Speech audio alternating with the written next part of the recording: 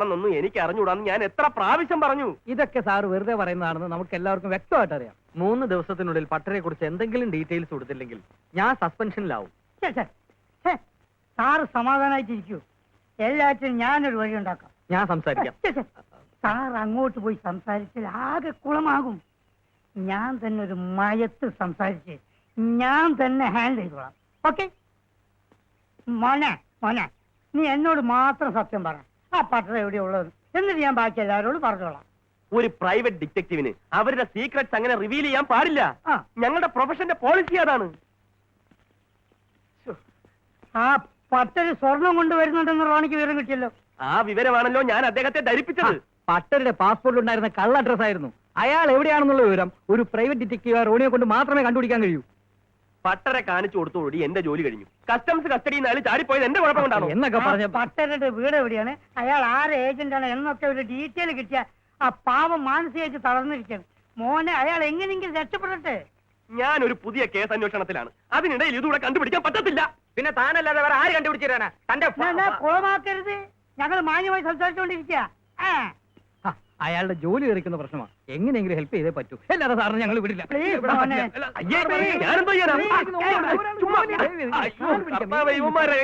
എന്താ ഒരു വഴി? പാട് ലുക്കുണ്ടല്ലേ. രക്ഷപ്പെടാ, ഇത് എന്റെ വഴി. പറയാം. പട്ടരിപ്പ ആരുടെ കസ്റ്റഡിയിലുണ്ടെന്ന് മാത്രം പറയാം. ആ കാണുന്ന 6-6.5 അടി പൊക്കമുള്ള ആ താടിക്കാരനില്ലേ, അയാളെ കസ്റ്റഡിയിലുണ്ട്.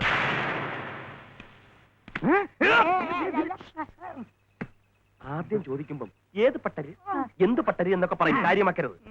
മുറുകെ പിടിച്ചാൽ മണി പോലെ രഹസ്യങ്ങൾ പുറത്തു വരും. മണി മണി പോലെ ഞങ്ങൾ പറയിപ്പിക്കൂ.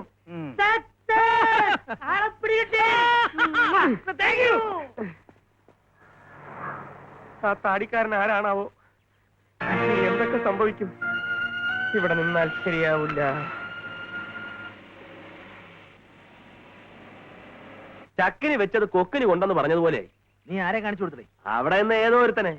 ഒരു വില്ലന്റെ ലുക്കുണ്ട്, ഒരു അധോലോക എഫക്ട്. എന്നിട്ട് അവർ വിശ്വസിച്ചു? അവനെ കണ്ടാൽ ആരും വിശ്വസിക്കും. അവര് 3 പേരും കൂടെ അവന്റെ പുറകെ പോയി. ഉഴപ്പാവോളിയാ. അതിനു മുമ്പ് തടിയും കൊണ്ട് ഞാനിഞ്ഞു പോന്നില്ലേ. അവസാനം സത്യാവസ്ഥ അറിയുമ്പോ നമുക്ക് കിട്ടാനുള്ള 20 ലക്ഷം രൂപ പോവൂ. അത് അപ്പോഴല്ലേ. ആ ടൈമിന് അതനുസരിച്ചുള്ള നമ്പറുകൾ ഞാനിടും. ആ കാണുന്നതാണ് പ്രൈവറ്റ് ഡിറ്റക്റ്റീവ് കാണിച്ചു തന്ന ആ തടിയന്റെ കാറ് കിടക്കുന്നുണ്ടോ? ഈ ലോകത്ത് നിനക്ക് മാത്രമേ ഇത് ചെയ്യാൻ പറ്റൂ. എന്ത് ഇറങ്ങ്, ഞാൻ പറഞ്ഞു എന്താ കാര്യം. ആ സാറ് ഇവിടെ നിന്നോളൂ, ഇത് ഞാൻ ഹാൻഡിൽ ചെയ്യാം.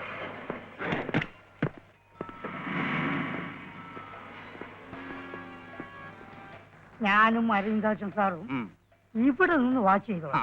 നീ അകത്ത് പോയി നോക്കിയിട്ട്. ഞാനോ? എവിടെയും നമുക്ക് കയറാൻ പറ്റാത്ത സ്ഥലങ്ങളിൽ നുഴഞ്ഞു കയറാൻ നീയാണ് മിടുക്കൻ. അരവിന്ദാക്ഷൻ സാറിന് പട്ടരെ കുറിച്ചുള്ള വിവരം അറിയാം. തനിക്ക് സെൻസേഷൻ ന്യൂസ്. ഒരു ഹോട്ടലിൽ റിസപ്ഷനിസ്റ്റായി എനിക്കിത് എന്ത് കാര്യം?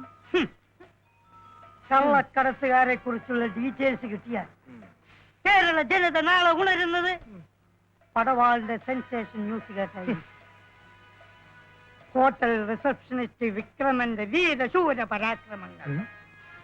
കസ്റ്റംസ് ഓഫീസർ അരവിന്ദാക്ഷൻ കള്ളക്കടത്ത് കേന്ദ്രം പിടിച്ചു, അതും നിന്റെ സഹായത്തോടെ. നിന്റെ കളർ ഫോട്ടോ ഫ്രണ്ട് പേജിൽ പടവാളിന്റെ. ധൈര്യമായിട്ട് പോകും. ധൈര്യം പുരുഷ ലക്ഷണം.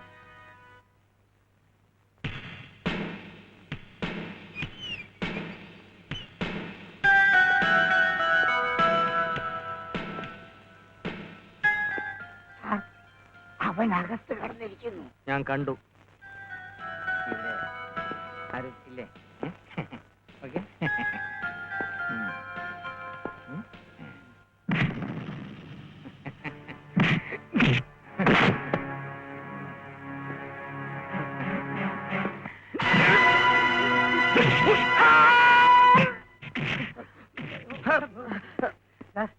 അവിടെ കാര്യമായിട്ട് എന്തോ ഡിസ്കഷൻ നടന്നുകൊണ്ടിരിക്കുക. നമുക്ക് വീട്ടിൽ പോയിട്ട് ഡിസ്കഷൻ നടത്താം. ഒരു സിറ്റി ഓഫീസുണ്ട്, കൺവീനിയൻസ് ആയിട്ട്. നീ ആരാ? എന്റെ പേര് വിക്രമൻ. ഹോട്ടൽ സീ വേവ്സിൽ റിസപ്ഷനിസ്റ്റ്. താനെന്തിന് ഇവിടെ വന്നു? കസ്റ്റംസ് ഓഫീസർ അരവിന്ദാക്ഷനോട് പ്രൈവറ്റ് ഡിറ്റക്റ്റീവ് പറഞ്ഞു നിങ്ങൾ കള്ളക്കടത്തുകാരാണെന്ന്. ഏത് പ്രൈവറ്റ് ഡിറ്റക്റ്റീവ്? പറയടാ. ഉണ്ണി. എന്നിട്ട് അതിനെ കുറിച്ച് അന്വേഷിക്കാൻ വന്നതാ. പ്രൈവറ്റ് ഡിറ്റക്റ്റീവ് കച്ചിമ്പ. മാനം മര്യാദയ്ക്ക് ജീവിക്കുന്നവരെ കുറിച്ച് അനാവശ്യം പറഞ്ഞാൽ ഇതാ എനിക്ക്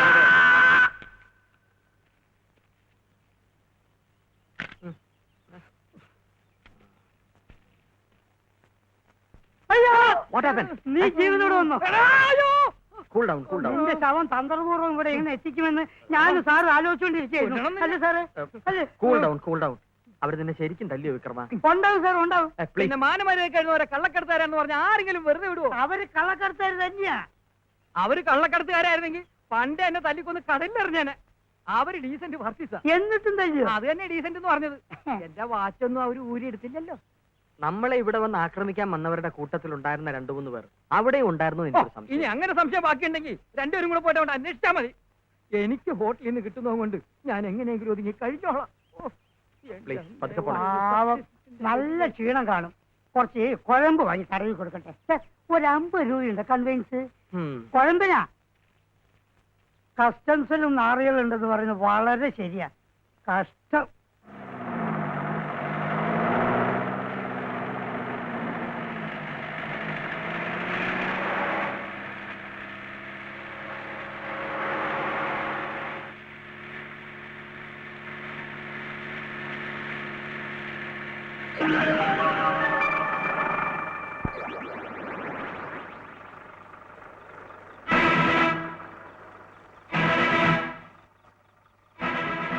ഇവന്മാരെന്തിനാ റോഡ് ബ്ലോക്ക് ചെയ്യുന്നു? വശപ്പശകായോന്നൊരു സംശയം. സംശയിക്കണ്ട, വശപ്പശക് തന്നെ. നീ റിവേഴ്സ് എടു.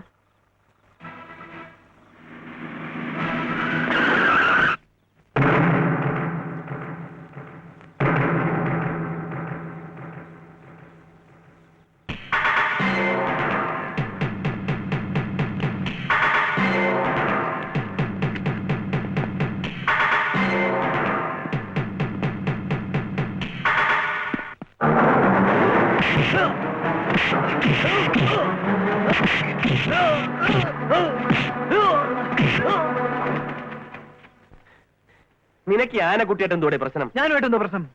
പിന്നെന്തിനാ നമ്മളെ അടിച്ചത്? എനിക്കെങ്ങനെ അറിയാം? ചിലപ്പോ ആള് മാറി അടിച്ചതായിരിക്കും. എന്റെ ബലമായ സംശയം ഇവന്മാരാള് മാറി അടിച്ചത് തന്നെ. ഡിറ്റക്റ്റീവ് മാത്രമല്ല, അവരുടെ അസിസ്റ്റന്റും ഉണ്ടായിരുന്നു. നിങ്ങൾ 4 പേർ, അവർ 2 പേർ. എന്തു പറ്റിയടാ? Come on tell me. അവര് 18 അടവുകളും പയറ്റി തെളിഞ്ഞവരാന്നാ തോന്നുന്നത്. നാടൻ അടവുകൾക്ക് പുറമെ കറാറ്റെ, കുങ്ഫു, ജൂഡോ എന്ന് വേണ്ട വേറെ എന്തെല്ലാം ഉണ്ടോ അതെല്ലാം അറിയാവുന്നവരാ അവര്. നിന്റെ കയ്യിൽ ഒതുങ്ങിയില്ലല്ലേ? സാരമില്ല, ഇത് ഞാൻ കൈകാര്യം ചെയ്തോളാം.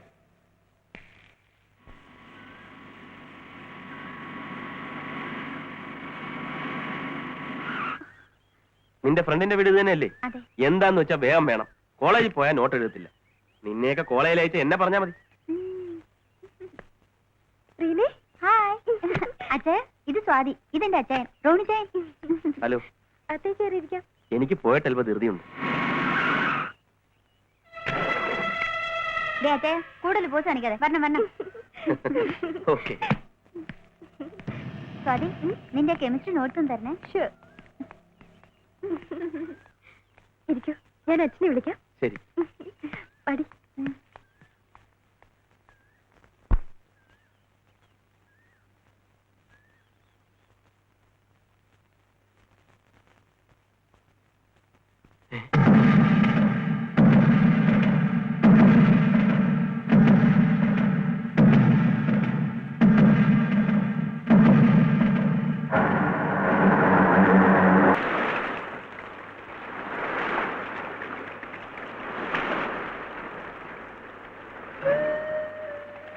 കുട്ടിക്കാലം മുതലേ അനന്തു മിടുക്കനായിരുന്നു.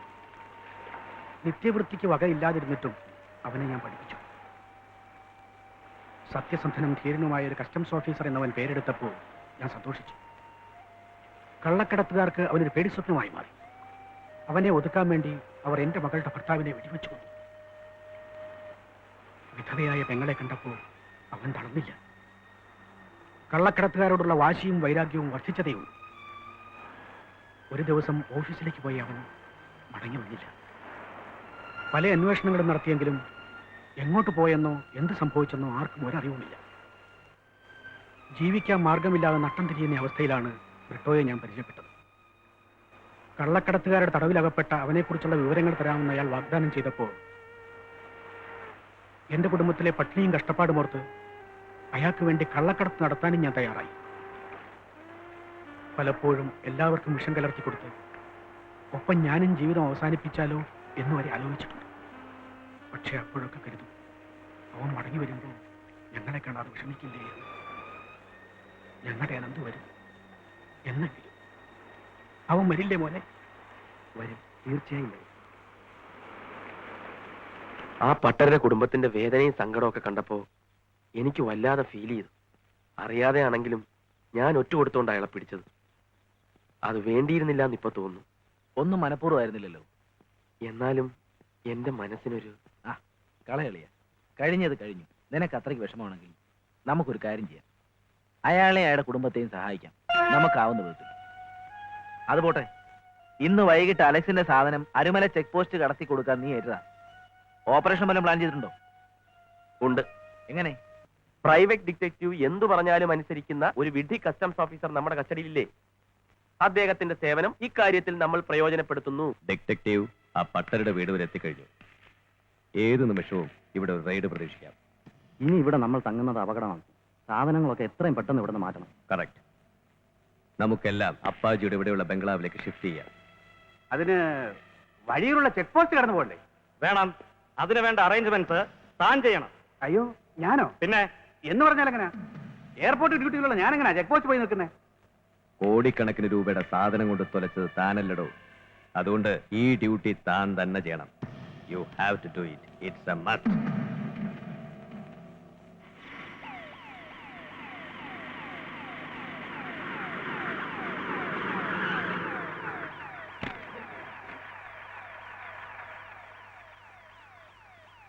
സാറേ, അപ്പൊ പറഞ്ഞത് ഓർമ്മയുണ്ടല്ലോ, ആകെ അടച്ചു മൂടിയ ഒരു വണ്ടിയിലായിരിക്കും അവർ വരിക.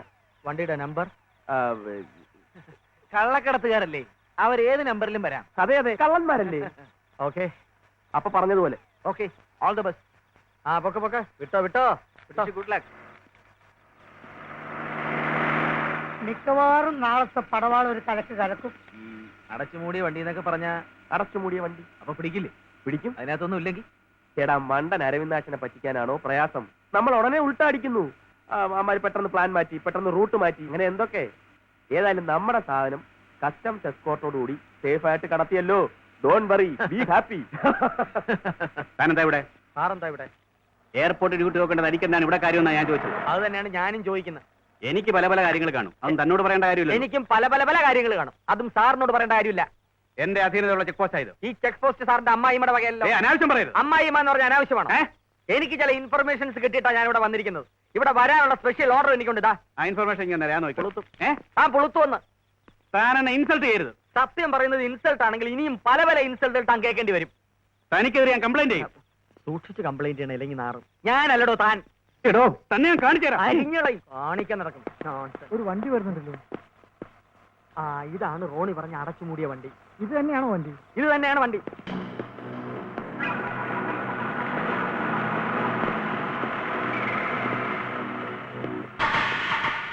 ഡോക്യുമെന്റ്.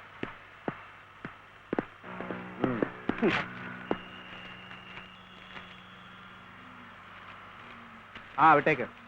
ഇവിടെ മരട്ടെ. എന്താ കാര്യം? എനിക്ക് വണ്ടി ഒന്ന് പരിശോധിക്കണം. ആ, പേപ്പേഴ്സ് കറക്റ്റ് ആണ്. ആയിക്കോട്ടെ, എന്നാലും വണ്ടി പരിശോധിക്കാൻ എന്താ തെറ്റ്? വണ്ടിയിലെന്താ? ക്യാഷ് നട്സാ. ഫാക്ടറിയിൽ നിന്ന് ഷിപ്മെന്റ് കൊണ്ടുപോവാ. താൻ വണ്ടി എടുത്തോണ്ട് വിടും. ഇയാളെ കാര്യം ഞാൻ നോക്കിക്കോളാം. Cover of the vehicle. No. Shut up. Come on, cover up the vehicle. Sir പോണം. ഇറക്കടോ. Come on. കഴിക്ക്. Come on. ഇവിടെ.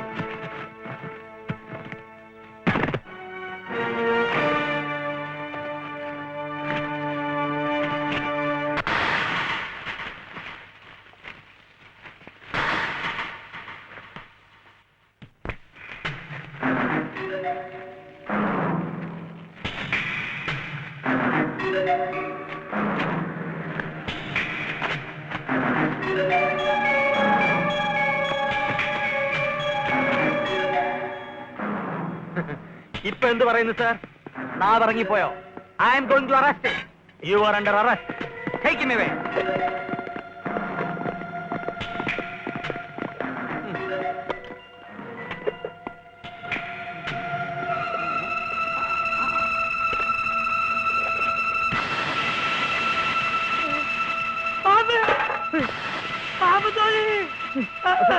അപ്പോ ബാക്കി ടിന്നുകളും പാമ്പിൻ തോല് കാണുമല്ലോ. തീർച്ചയായിട്ടും കാണാം.